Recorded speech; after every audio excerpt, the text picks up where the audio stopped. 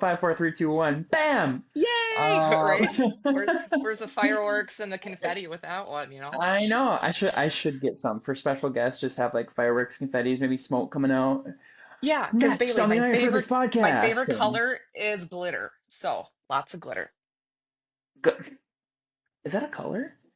Absolutely it is. Part of the color spectrum is glitter, yes. Where would it be? Like top or Absolutely. bottom? Somewhere in the middle somewhere? Oh, absolutely at the top, you gotta shine, you know? Mm, I love that.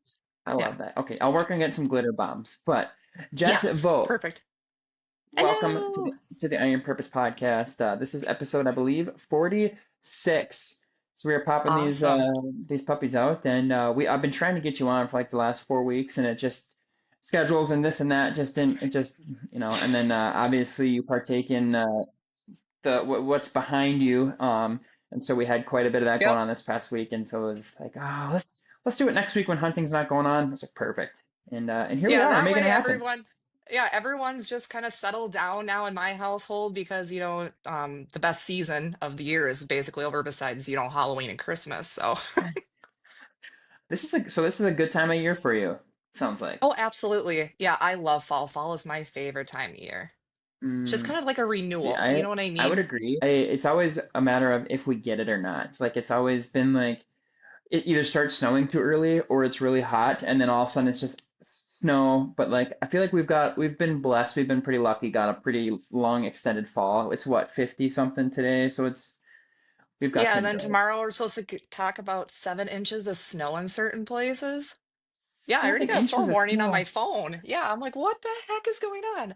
Yeah, I was just at a meeting this morning at Great. the jail too, and a Great. bunch of us were talking, and I'm like, oh my gosh, it's gorgeous outside because we had to walk across the street for the meeting. And I'm like, oh, it's just gorgeous Hmm. out this morning. And they're like, oh yeah, savor it up because we're gonna get snow here pretty quick. I'm like, what? Like, what's going Ah, on here? I'm like, yeah. no. But maybe we'll get a white Christmas this year. I'm hoping for that. So. Fingers crossed. Yeah. I want enough snow for Christmas time, but then like once January hits, then it could go away in my opinion. Yeah, But exactly. I just like it just for the prettiness and, the peace and calming for Christmas. And then afterwards, get rid of it. mm, yeah, all right. On to summertime. So Yeah, with it exactly. being fall, I mean, what's your favorite fall? Maybe we'll go fall and then into winter activities. I mean, we kind of touched on hunting. Is there something else you like to enjoy in the fall other than hunting, or is it pretty much that's your bread and I just butter? love to be outdoors, like anything from like horseback riding to ATVing and just being hunting in nature. I just love that about fall. And plus doing Mm. certain stuff with my family on the our hobby farm too. So that's my pride and joy right there. What do you have on what's all on your hobby farm? And you mentioned horseback riding. So you Yep, have bunch horses? of horses. Yep, yep. Um, we grew up with horses. My parents got us into 4-H and like Little Britches Rodeo back in the day, and always encourage us just to try your best. And that's what I hope for my daughter one day is try to take that what my parents instilled in me and just give it to her as well.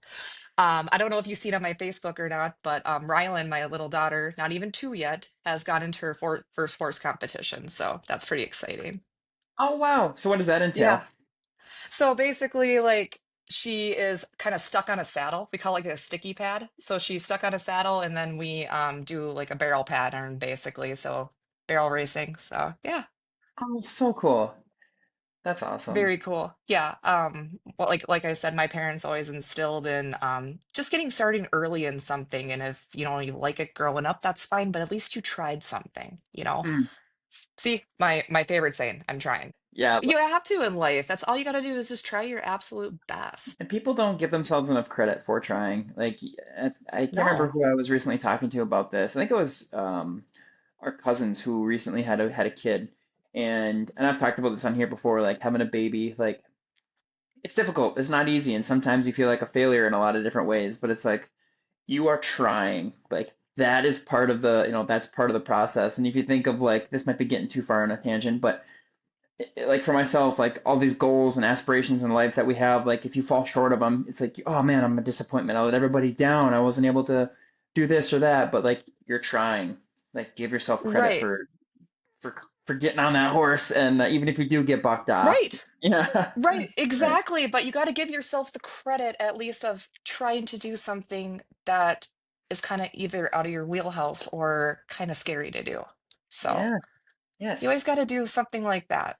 Hmm. I'm a big Vikings fan, and I've like all the stuff with JJ McCarthy going on right now. I don't know if you're a huge football fan. I think we talked about this. Basically, if I ever watch football, it's kind of basically, in the units at the jail. That's about it.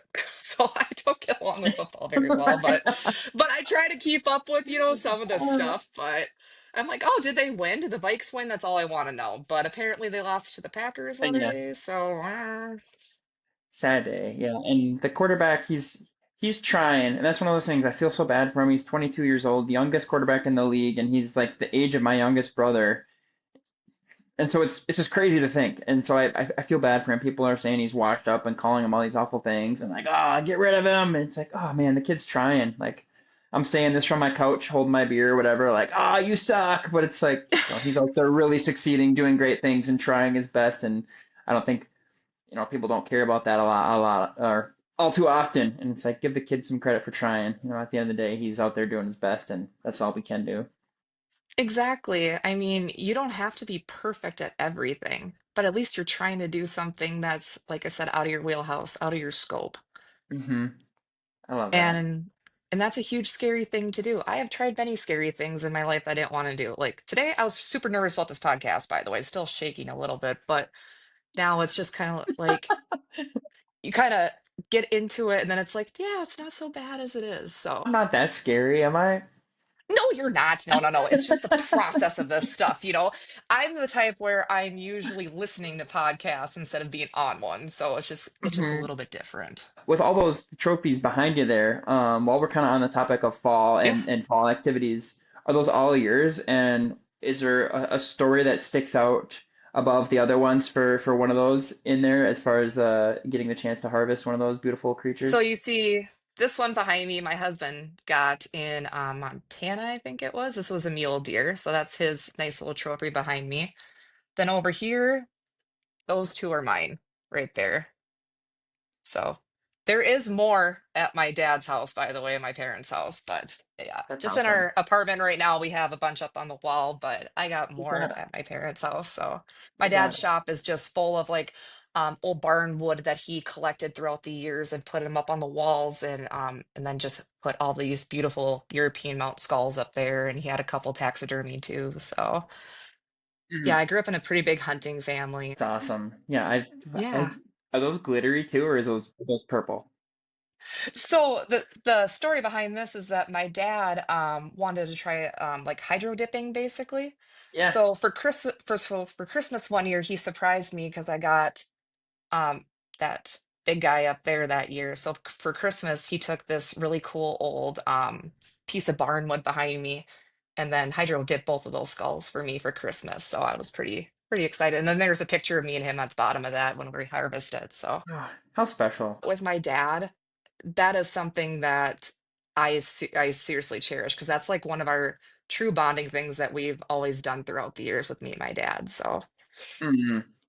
I feel the same way. And like for hunting, like I enjoy hunting, and I bought a bow tag the beginning of opener, and I haven't been out yet this season, so it's kind of sad. I think it's just going to be a punt at this point. But for me, like being out there and sharing those memories, like with my dad and my brothers, and like getting to sit around the fire during hunting opener, or like sharing those relationships more than just hunting. Like people like talk about getting out in the stand and shooting a big deer and harvesting it, but yeah, I think you and I can both agree that there's so much more to it. Like there's a purpose and a passion behind it that just goes beyond hunting. It's like an outlet to share experiences and be with family and have those memories. Like you'll have those hanging on your wall probably till the day you die, and like you'll have like, be able to share those memories with people and see that and go, ah, that was cool. Like there was one time, there's one season I was hunting and I ended up shooting a deer. It was a smaller buck. I don't think no, I don't. I think my dad has that one. Or maybe it was a doe. Either way, um, yeah, shoot it, and my grandpa he comes walking through the woods, and kind of just moseying on through, and I kind of do one of these because like just the deer that it was with are still standing there as this deer's down, and I'm like, Grandpa, there's more deer right there, without trying to scare them all away. And he looks and sees, and he's like, oh, okay. Like he sees where the mine is laying at, and so he walks over, and I'm like, trying to get his attention. And finally, he looks up at me and I point down at him and he sees that there's more deer and oh, picks his gun up and ends up blasting him. And during that whole process, I was trying to get my phone out to like record him shooting this deer, but I was like, if I fumble with this much longer, I'm gonna miss the moment. And so I just put it down and just soaked it all in. And so he and I got a picture together with our deer, and so that's it's a memory that I'm never gonna forget. Thankfully to those those deer that wandered on our path that day. It was so special. Yeah, I couldn't agree with you more. I actually was listening to one of your podcasts and I forgot who you were interviewing, but you guys were talking about how moments like that take the lens away for 1 minute and just enjoy and capture that moment like in your heart and in your head. Because Mm, that's what you're going to remember forever. Like, kind of like, yep, that's a picture. That's cool. That's awesome. But I remember the moment that happened. That's the hmm most important part.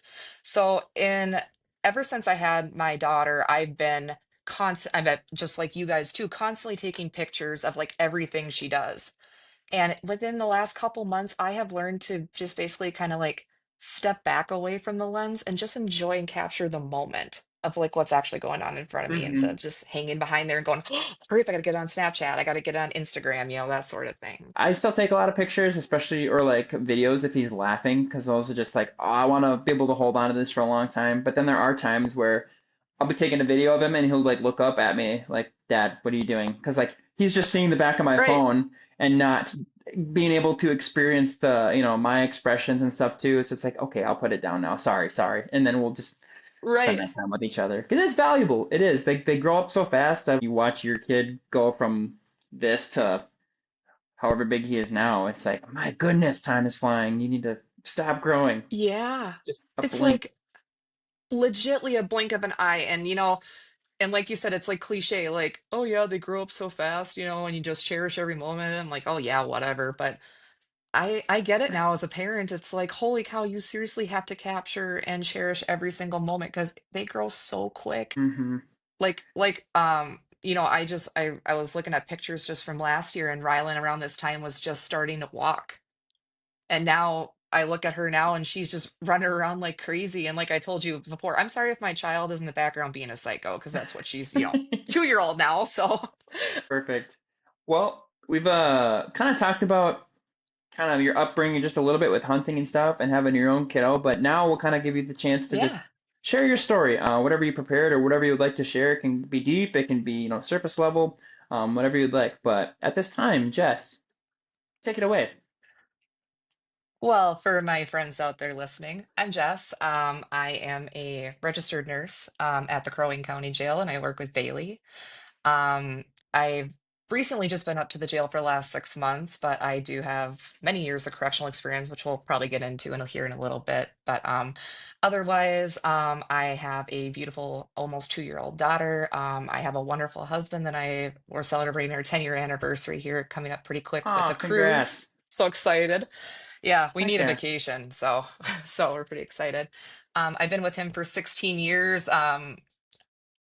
We currently live in central Minnesota still. I don't live too far from our hobby farm where I grew up on. For anyone that knows the little town of Holdingford, Minnesota, that's where I grew up. I grew up, like I said, on a hobby farm. We had just basically horses growing up. My parents just kind of started us out as young kids. We always kind of had an interest in it. My mom actually was a jumper back in the day when she was younger, jumping horses in the cities where she grew up, which was pretty cool. They kind of instilled that little horse bug into us, so we kind of got into that, and then started doing like just like fun stuff like 4-H and like little like barrel races here and there that are around the community and around the Minnesota area. We did a little britches rodeo a couple times, so that was all fun growing up. I graduated high school in 2007. Went off to college. I always wanted to be a nurse. My mom was actually a correctional nurse growing up, so I'm second generation correctional nurse, but a third generation nurse, which is pretty cool. Oh, My wow. sister's actually a nurse too, so yeah. Like I was kind of telling you before, I just have a whole family of nurses, which is pretty cool. But second generation Hmm correctional nurse, that's something super different too. So I'm very proud of that. I went to CLC here up in Brainerd for my LPN. Like I said, I graduated in 2013. Went off to get my first big girl job at the neuroscience unit at the St. Cloud Hospital. Always wanted to do corrections just because my mom was a correctional nurse and I heard the stories growing up, and I always had an interest in it. And I'm like, huh, I wonder if I could do that one day. And here I Hmm. am. But Success. otherwise, yeah, success, exactly. But yeah, that's a little bit of me in a nutshell. Yeah. So I guess a question with the hobby farm. I'm always interested in people who are around animals and have a farm because when you think farm, yeah, you think of the animals, think of the fun stuff and all the cool experiences, but there's also like the hard work that goes into it and the chores, whether it's getting them the food or cleaning up after them. Was there a lot of things that you learned that your parents instilled in you as you were growing up on that farm that you hope to maybe do the same thing for your daughter? Now you said you still have that hobby farm, so maybe she can have that experience, but like what kind of things did you learn at that farm that you take with you, may I guess even into your day-to-day life currently? So the hobby farm we kind of grew up on was actually an old dairy farm my grandparents ran. So we kind of had like the structures and the buildings and stuff, and then when we got horses, it was a little bit easier after that. But they instilled on me basically growing up like hard work pays off and you have to work your way up to the top if that's what you want. I mean, Mm-hmm. my sister and I, we just started off with a couple of, just horses that we trained ourselves and kind of worked our way up to having these horses go to like state competitions and huge rodeo competitions. I mean, that takes hard work and dedication. That Oh, includes getting up every single morning to feed them, water them, making sure that they're brushed, well taken care of. I usually tell people horses are like athletes. You have to, condition them as best as that you can too. Because if you don't mm-hmm. condition them, they don't perform well. Right. Well, that's So it's awesome. kind of like, like your bodybuilders or, stuff like that. You got to eat healthy, you got to sleep well, you got to do all the things. And it's the same way with horses. So, but Mm-hmm. yeah, they definitely instilled very hard work, working my way to the top, starting at the bottom if that's what you have to do to, basically succeed in what you want. That's a really good point. Like it teaches you that hard work and having to go through it. I think a lot of times people see that hard work and they're afraid to go through it, or maybe they're afraid of something and they don't want to go through that. And without really understanding or realizing that sometimes the only way is through. Sometimes if you don't face your Yep. fears, if you don't put in that work, you create a limit for yourself. So later on in life, you see that same hard work, you get that feeling of that fear, and you don't try to overcome it or get past it. You're only creating that limit and going, oh, okay, that's as far as I'm going to go. And then I'm going to give up and go over here instead and give up on my dreams or my goals. So, learning something that deep and powerful from a hobby farm at a young age is incredible. And I'm sure growing up, it taught you responsibility as well. Maybe you even matured probably a little bit more quickly than maybe some people that you were in high school with or around. Maybe, who knows? I could be wrong, but I feel like that's something that could have come from that as well, having all these responsibilities and going, oh, I can't go do that because I have this tomorrow, I have this test or something. Because it's like, if I don't take care of my horse, if I don't feed it, I don't really have a choice because it needs to perform at a level, like you said. It's like a bodybuilder. I love that. And then your horse Exactly. is like an athlete. If you don't take care of it, yeah. As growing up, were there certain things that maybe your grandma or your mom portrayed that wanted you to become a nurse that drew you to it, or what was kind of the thought process on that and wanting to pursue being a nurse? So, growing up, like every young girl, I always admired my mom, and she always instilled, like I said, hard work and um, dedication will get you far in life if that's what you want. So you got to put your mind to it. My parents always said, if you don't put your mind to something, it's not going to work. Um, my famous saying Right. is like, I can give you the tools, you just got to use them. So I grew up watching my mom, be a nurse and stuff like that. And I always admired and cherished her and always wanted to be like my mom. So I'm like, but then, once you get to the age where you start understanding like what's going on and like how mom's day was and stuff like that, she started telling me stories that I can remember of like her being in the jail and, handling certain situations and certain people and stuff like that. And I'm like, wow, this sounds super interesting. And so, like I said, just watching her growing up, and I always had a passion for that. And then I'm like, well, maybe I can get in mental health because I always knew I wanted to be a nurse. I was going to go to school to be a nurse. I just don't know what I wanted to be. Just because there's Hmm. so many different types of nursing you can do, from anything from, telehealth to, being an oncology nurse. So, There's Right. so many options out there, but like with most nursing population, it's like jail. You want to go work with what kind of population, you know? And so but no, but I just got hooked on the stories and I'm like, well, maybe I can make a difference like that with helping people that are, not um very underserved in our community. And what can I do to help them out and make them feel better? So Hmm. I went to school and got my nursing degree as an LPN, and then I got my RN during COVID, which I never would Respect. recommend anyone to do. It was awful. Oh, But that was a try and true time as well as trying to get through RN school during COVID when you're in lockdown and you're stuck behind a computer for, 8 to 10 hours a day just doing clinicals. So right. that was a huge feat in itself. Absolutely. But yeah, but just the stories growing up like with my mom and stuff like that, I just like I clung to and I'm like, yeah, that sounds super interesting. So I always tell people I almost had it like in my blood. Like I can just feel Hmm. it. Like I can this is Yeah. kind of my thing. So that's what I always wanted to do.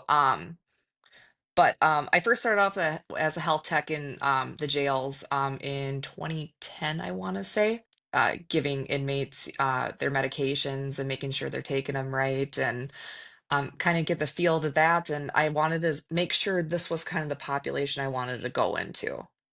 So I got that opportunity at that time because my mom took over a central Minnesota jail. At that time, she was a nursing director for a correctional company and got the opportunity to be a health tech there. And that's where my Oh, passion kind cool. of got started from. Yeah. And so I always tell people I worked my way from a health tech all the way up to an RN that I am now in the jails. And it's so rewarding to see. And it's also super helpful just in case, like me and you run into a lot, like if we have call-ins or stuff like that. And, I can go push the med cart and make sure that, everyone's getting their medications properly and stuff like that. So, Mm. it's pretty cool. And I'm like, oh, I'm back to slinging my meds. That's kind of cool. So, but it's where I first got started out at. But yeah, it's just been a crazy ride for the last almost 15 years. I've been doing medical nursing stuff. And it definitely, I mean, working in a jail and having experienced that, like, it definitely takes a certain person to be able to help this group of people. And a lot of times you're getting yelled at, you're getting screamed at, people don't appreciate you. Whereas, maybe you're a nurse in a different location in a hospital or a clinic somewhere else. People are, singing your praises and they're thanking you for all you do and you're a hero to them. And there are the people in the jail that are like that, that are very thankful. But I think more often than not, people are complaining, putting in kites to you guys saying, blah, blah, blah, blah, this, that. I'm angry, I'm upset, and you guys stink and whatever. Yep. I think it definitely takes a certain person and to be able to do that and put up with that and still be able to like help them out, like not take it personally and work through it with them and help them through that. Has there been situations that have crossed your mind where you thought, what am I doing? Why am I still working in a jail? This is really difficult to deal with. And if so, like how have you been able to push past that and continue on with the purpose of working in the jail?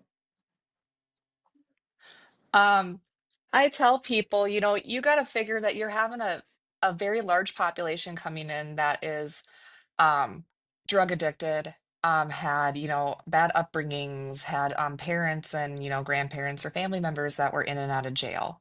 So that's a huge cycle of just toxicity sometimes. And I always tell people, don't look at the behavior, try to look at the person. Mm, Like, what did they all go through to have them make that or feel that way towards you? Because like me and you see like you have someone that comes in that's extremely mentally ill, not on their medications, and then you give them those medications and within a couple of days they're completely back to like where they were before, like normalcy. So I mm-hmm. always just kind of just basically say give each other grace. That's like my famous saying, give each other some grace. I don't know what they have all gone through. If they're going to sit there and yell at me, that's behavior. That's just noise. That's not the person. Mm, So that's where I look at it as that these people that me and you deal with on a daily basis, they're human just like me and you. I mean, they could be mm-hmm. working at the Walmart down the street and we didn't even know it. Right. So, and to be completely honest, Bailey, I have been assaulted more times in the hospital than I ever have in corrections. I Mm-hmm. tell people that I had a guy one time in a jail, not assault, but like pound his fist on the med cart. That was the only closest time I ever had someone, Wow. try to get mad or harm me in a certain way. But as soon as that guy did that, there was three COs right on, you know what I mean, right on top of him. Mm-hmm. So. Wow. But like I Yeah, said, I interesting. just you just gotta figure that they're human and they're going through a tough time and you just gotta just excuse the behavior. If they're gonna act like a jerk, I just gotta say, okay, if you're gonna act like that, that's how you're gonna act. But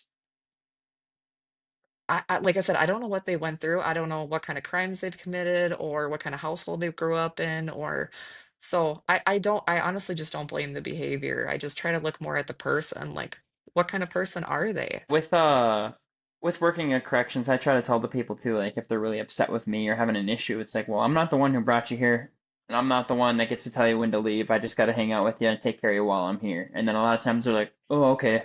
I heard a quote, and I've told them this before, like I don't care if you like me or not, like as long as I'm getting paid at the end of the week, like your attitude towards me, it just doesn't really matter as much as they think it does. Because sometimes I think they try to get a reaction out of you by treating you poorly, and you're like, okay, like all right, do you want your meds or not? And then they're like, okay, well, yeah, I guess I'll take my meds. And then it's problem solved at that point. I like your answer. Like, you never know. And it's sometimes it's not the person, it's the behavior. Like they're, just because they are in there for a certain reason, or maybe they got drunk or maybe they got high, like that doesn't mean, that they're an awful person.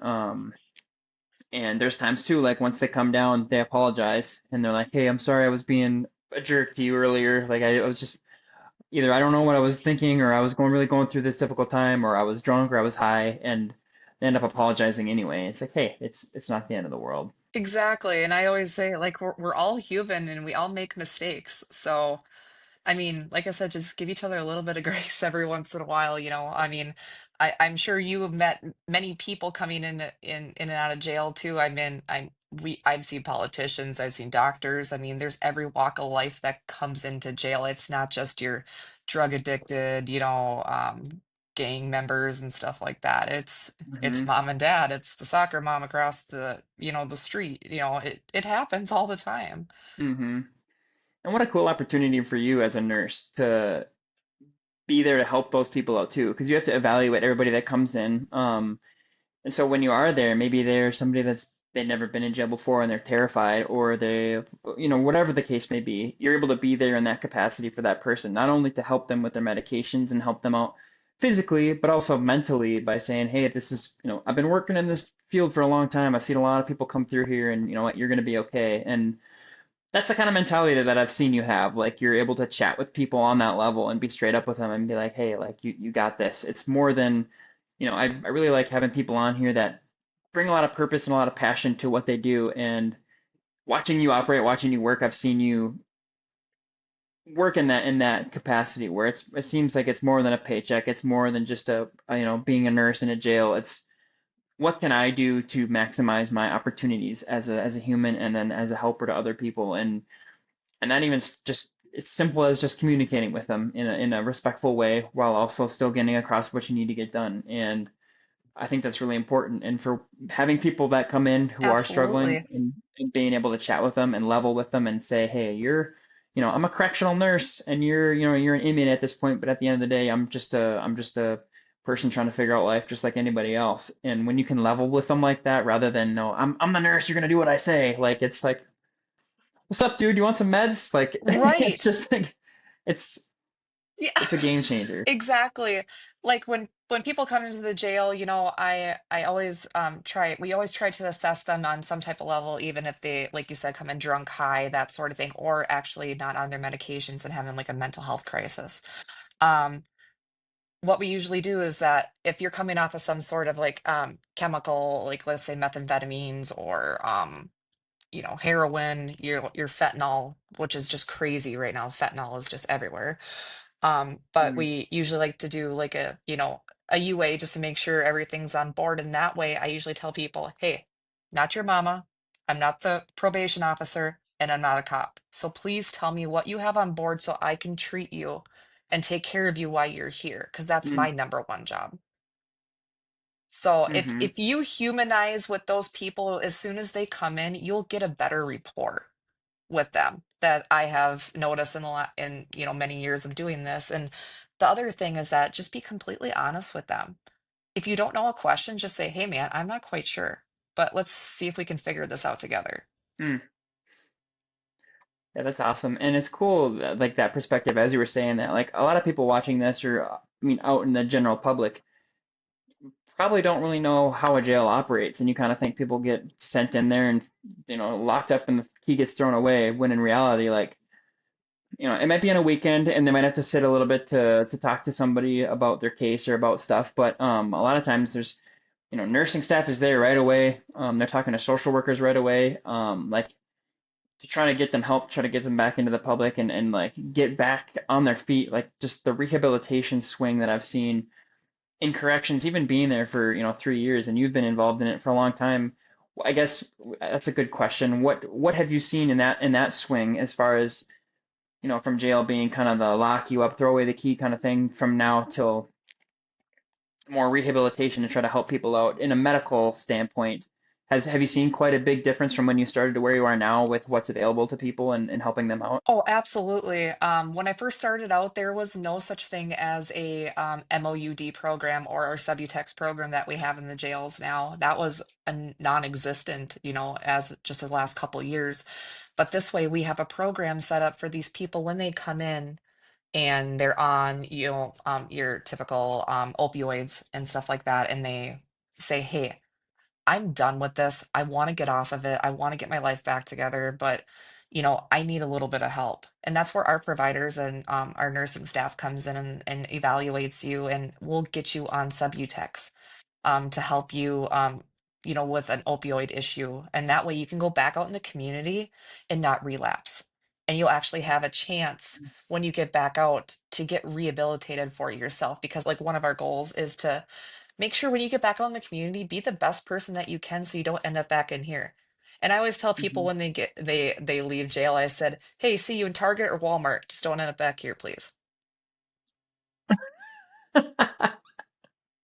My famous Exactly. saying. It's like, I don't want to see you back here, man. I want to see you out in the Hmm. community thriving. I don't, jail's not a place for everyone. And then, as you well know, especially with the huge uptake in mental health as well in the last couple years, I seen a huge increase in Hmm. that in the last couple years for sure. We are more in mental health crisis than we have ever been in the correctional game that I have been in. It's Hmm. as you well know, it's not just they're there for a certain purpose. It's getting them to a certain place where they can get the help that they need, such as Hmm. like a treatment center or a group home. And to move that along, especially like in the judicial system, is super hard nowadays. Super hard, and it's super tough to get these people the help that they need quicker, and then instead of just sitting in our jails. I know you're very really well known of our little 18-year-old guy that we had there over the summer that you Hmm. guys were just amazing with. Like, I could not thank you and your guys' team for just being there for him, because he didn't have much to grow up on, and you guys were just nothing but amazing about giving him advice and being there for him and listening to him vent. That was the number one thing. Is just like, listen to these guys vent sometimes, because that's all they need. Hmm.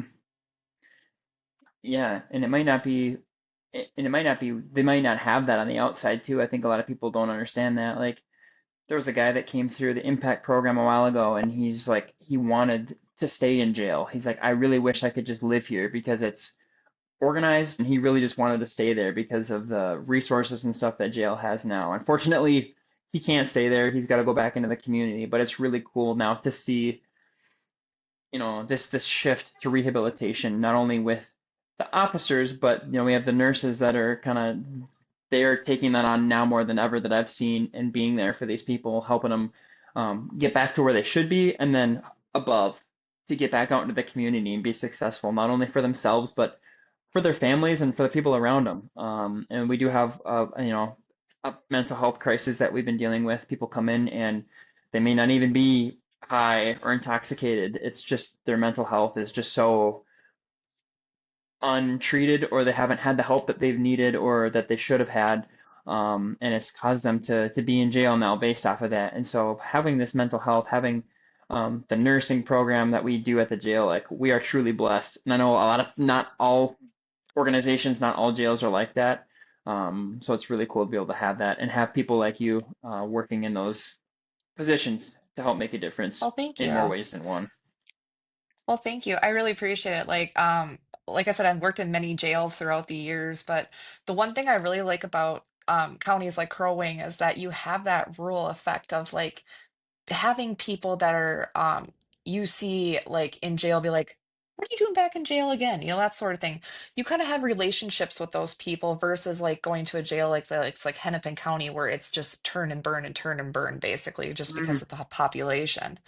But yeah, I definitely agree that we have a amazing crew. I mean, I cannot brag about my crew, your crew, more than anything. You guys are absolutely amazing. Just to even like give me a heads up, like, hey, something's up in pre-book. Can you come look at this guy? You know, and I'm like, absolutely, I'm right there. And then like I've heard from a bunch of different correctional officers, like wow, that was quick or something like that. And I'm like, well, that's my job. I'm supposed to come down and do it. But like I was telling Mhm. you, I've heard before I came in that we had a little bit of a broken medical system at the jail with staff and stuff like that. And like I told you, I'm trying to change the culture back to like let's work as a team. And especially with our crew, I have kind of poked and prodded at you guys, and now I feel like I'm more of a family member to you guys than just like the nurse and medical, you know, that sort of thing. So I love you 100%. guys. I love you guys more than anything, and you guys are like my backup crew for everything, you know. And if I need to go in and talk to an inmate, you guys are right there next to me, and it's like, nope, I'm going first before you, and it's like, yes, sir. You know, I listen to you guys too. You know, you guys are protecting me, but I'm also, you know, making sure someone's not going to be harmed or, you know, needs to go to the hospital on my shift, basically. Well, the feeling is definitely mutual with you working on staff and helping us out because, yeah, we protect you in a way, but I think you help protect us as well by dealing with these inmates who need these things, and you're kind of that also that guardian angel in a way because now they're not lashing out on us for Oh, that thing. It's like, oh, okay, Jess is here. Okay, we're good. We don't have to worry about this medical issue anymore that I know nothing about. Like, she's here to take the that's reins. Oh, you guys are so awesome. I truly appreciate it. And like I said, it's never going to work. It's just going out to hang out with your family, I always say. So, yeah, For sure. basically, like I said, corrections is not for everyone, and you know that too. So, once you find your people and you find your niche, you kind of find your home. So, I Hmm. kind of find my home with you guys since I've been up there. So, I just absolutely love it. So, Yeah, let's go. All right, one more question for you.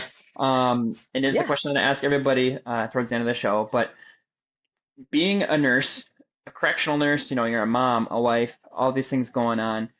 You're continually pouring out. What do you do to stay sharp, or what do you do to keep your cup full so that you can continue to do that? Is there anything like on the side that kind of gets you reset or back in a good space so you can continue to operate, I guess, at a high level or at your A game? Yeah, absolutely. Like on my days off, I try to do a lot of self-care in the last, you know, year and a half since having baby, just because um like your wife had, I had a lot of postpartum issues going through Mm. after having my baby. So I kind of found a I just wanted to be better for her. I want to be mentally better for myself. So I kind of went on this crazy weight loss journey, and in a year and a half I've lost 115 pounds so far. So Wow, yeah. let's go. Yeah. So if you Congrats, look at pictures of amazing. me, like, thank you. If you look at pictures of me, you know, from like last year, you know, it's a huge difference, and I feel amazing, and it makes me a better mom and a better wife. Mm. I'm not so groggy anymore waking up in the morning. I have that internal alarm clock now, so I'm up before even baby is, you know. So pretty crazy. But the other way I fill my cup is that I enjoy doing a lot of stuff with my daughter and my husband. And I also do found a lot of like help in meditation as well in the Mm, last year as well. So I meditate a lot as well, and just kind of do the thing for myself and make sure that, hey, I need to be doing this for me so I can be a better person as a nurse, as a mom, as a wife. That's how I fill my cup, absolutely. is just enjoying time with my family and hopefully making a difference in someone else's life, Mm, especially, working where we are now too. It's like I want to take that positive that I get from home personally to fill my cup, and I want to go and try and fill someone else's cup. So that's what I try to do mm, when I go to work all the time, is like, how can I make a difference in someone's day just for a little bit? Going back to your question earlier about how, inmates are very, they're crabby when they come in and they're mean, or, they have attitudes with you. But the ones that have attitudes with you that thank you later, they truly mean it. And that means more mm, to me than a simple, hey, thanks at what I got at the hospital. right, So those true ones mean more to me than anything. And it's like, yeah, this is the reason why I'm being a nurse, is just because of that little thanks, because I know that came out out of a lot for you to say that. So right. And what a way to fill your cup as well, by enduring that storm, enduring that difficult person, and then having them thank you as a result to go, oh, okay, man, that wasn't fun necessarily, but it was, it was worth it at the end to be able to help somebody and see how much it helped them. That's amazing. Well, so absolutely. yeah. Well, thank you so much for your time, for taking the time to come on here, for going overtime a little bit because my Wi-Fi was being stupid. I'll say your I Wi-Fi is just crazy up there. It is bananas. We got to do something about it. I'm working on it. I'm working on it. We'll be good. But I was gonna again, say, I I'm want to thank you so trying, much for your Bailey. time. I'm trying. Let's go. I need to get me one of those. You got to hook a brother up. I know. Absolutely. All right, Jess. Well, thank you We so should much make for your merch. time. We should make merch together then, apparently. Collab. We're gonna do a collab. We'll do a collab. I There you love go. it. Perfect. But thank you again for having me on. I really appreciate it. It was a lot of fun. Yeah, we'll have to do it again sometime too when my Wi-Fi isn't silly. Absolutely. All right, everybody. This is Iron Purpose. Stay sharp.